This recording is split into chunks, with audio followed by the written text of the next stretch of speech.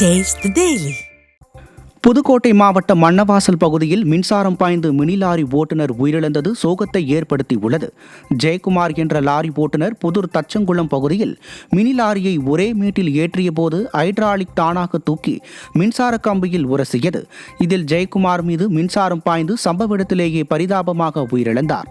தகவல் அறிந்து வந்த போலீசார் ஜெயக்குமாரின் உடலை கைப்பற்றி பிரேத பரிசோதனைக்காக புதுக்கோட்டை அரசு மருத்துவக் கல்லூரி மருத்துவமனைக்கு அனுப்பி வைத்து விசாரணை நடத்தி வருகின்றனர். மதுரை மாவட்டம் அழகர்மலையில் உள்ள சோலைமலை முருகன் கோயில் திருக்கல்யாண மண்டப வளாகத்தில் உள்ள 7 கடைகள் ஏலம் விடப்பட்டது.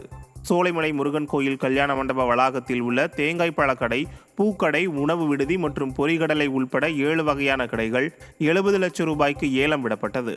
இதில் அங்கீகாரம் பெற்ற ஏலதாரர்கள் பங்கேற்று கடைகளை ஏலத்தில் எடுத்தனர். கடலூர் மாவட்டம் ஸ்ரீமுஷ்ணத்தில் தரமற்ற முறையில் மழைநீர் வடிகால் வாய்க்கால் அமைக்கப்படுவதாக பகுதி மக்கள் குற்றம் சாட்டியுள்ளனர். ஸ்ரீமுஷ்ணம் கடை வீதியில் நெடுஞ்சாலைத்துறை மூலம் அமைக்கப்படும் மழைநீர் வடிகால் வாய்க்கால் சரியான அளவீடு செய்யாமல் கட்டப்பட்டு வருவதாக பகுதி மக்கள் குற்றம் சாட்டியுள்ளனர். மேலும் இந்த கால்வாயில் போடப்பட்டுள்ள காங்கிரீட் கையால் பெயர்த்தெடுக்கும் அளவிற்கு தரமற்ற முறையில் அமைக்கப்படுவதாகவும் பொதுமக்கள் குற்றம் சாட்டியுள்ளனர். இது குறித்து மாவட்ட நிர்வாகமும் விடியா அரசும் நடவடிக்கை எடுக்க வேண்டுமென பகுதி மக்கள் வலியுறுத்தியுள்ளனர். விடியா திமுக அரசு மக்களின் வரிப்பணத்தை வீணடித்து வருவதாக பொதுமக்கள் குற்றம் சாட்டியுள்ளனர்.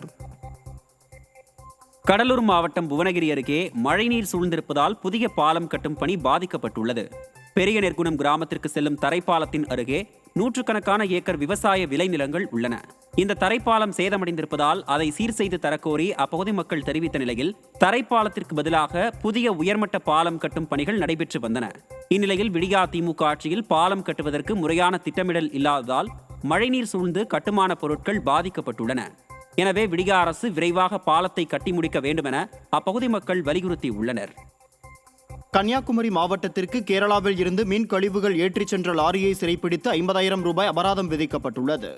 புதுக்கடை வழியாக கருங்கல் நோக்கி சென்ற கேரள வாகனத்தில் இருந்து துர்நாற்றம் வீசியுள்ளது. இதனால் சந்தேகமடைந்த பொதுமக்கள் சிலர் கிள்ளியூர் பேரூராட்சி அலுவலகத்தின் அருகே வாகனத்தை மடக்கி பிடித்து சோதனை செய்துள்ளனர்.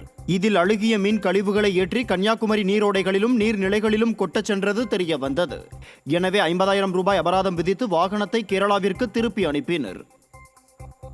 தஞ்சை மாவட்டம் கும்பகோணம் அரசு பொது மருத்துவமனை அருகே மினி பேருந்து ஓட்டுநர்கள் நடத்துனர்கள் இடையே ஏற்பட்ட மோதலால் அப்பகுதியில் பரபரப்பு ஏற்பட்டது. கும்பகோணம் பேருந்து நிலையத்தில் அரசு பொது மருத்துவமனை வழியாக மினி பேருந்துகள் இயக்கப்பட்டு வருகின்றன. இந்த நிலையில் மினி பேருந்து ஒன்று புறப்படும் நேரத்தில் மற்றொரு மினி பேருந்து புறப்பட்டு சென்றதால் ஓட்டுநர்கள் மற்றும் நடத்துனர்கள் இடையே வாக்குவாதம் ஏற்பட்டு ஒருவரை ஒருவர் தாக்கிக் கொண்டனர். இதனால் அப்பகுதியில் பரபரப்பு ஏற்பட்டது. கடலூர் மாவட்டம் புவனகிரி அருகே தொடக்கப்பள்ளிக்கு புதிய கட்டடம் இல்லாமல் அங்கன்வாடி மையங்களில் மாணவர்கள் படித்து வரும் அவலநிலை ஏற்பட்டுள்ளது. மதுவானைமேடு கிராமத்தில் உள்ள அரசு தொடக்கப்பள்ளியில் 54 மாணவர்கள் பயின்று வருகின்றனர். இந்த பள்ளியில் கட்டடம் தற்போது சேதமடைந்து அபாயகரமான நிலையில் உள்ளதால் பள்ளியின் உள்ளே மாணவர்கள் அமர முடியாத நிலை உள்ளது. இதனால் மாணவர்கள் அருகே உள்ள அங்கன்வாடி மையத்தில் அமர்ந்தும் சில சமயங்களில் மரத்தடி நிழலில் கல்வி கற்கும் நிலைக்கு மாணவர்கள் தள்ளப்பட்டுள்ளனர்.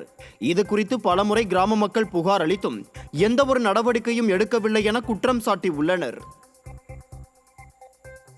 ஸ்கூல் கட்டித்தரன்னு எல்லாரும் பார்த்துட்டு போறாங்க, தவிர யாரும் அதுக்கான ஒரு ஸ்டெப்பே எடுக்க மாட்டாங்க. என் பசங்க கூட இங்கதான் படிக்கிறாங்க. அது லீவ் நாடுறதுனால எந்த பசங்களுக்கும் எதுவும் ஆகல. இதே ஸ்கூல் நாள்னா ஏதாச்சும் ஒரு பசங்க ஆயிருந்தா அப்போ அது ஒரு பெரிய இஷ்யூ ஆயிருக்கும். அப்ப எல்லாரும் அதுக்கான ஸ்டெப் எடுத்திருப்பாங்க.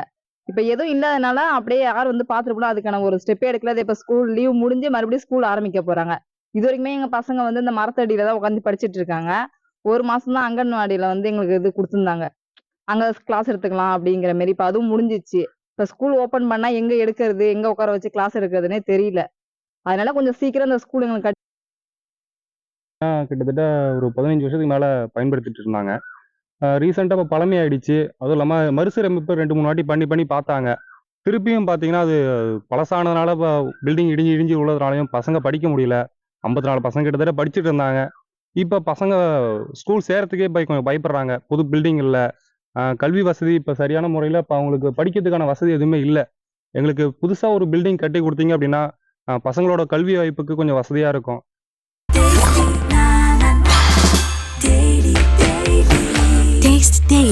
Taste the Daily.